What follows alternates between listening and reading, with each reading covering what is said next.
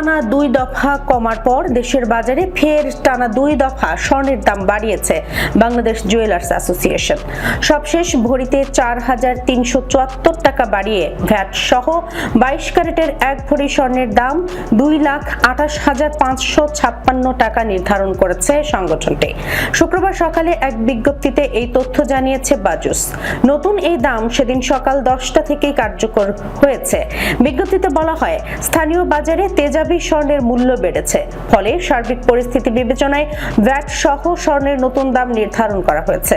নতুন দাম অনুযায়ী দেশের বাজারে ভ্যাট সহ প্রতি ভরি 22 ক্যারেটের স্বর্ণের দাম পড়বে 2,28,556 টাকা। এছাড়া 21 ক্যারেটের প্রতি ভরি 2,18,292 টাকা, 18 ক্যারেটের প্রতি ভরি 1,87,440 টাকা এবং সনাতন পদ্ধতির প্রতি ভরি স্বর্ণের দাম 1,53,148 টাকা নির্ধারণ করা হয়েছে।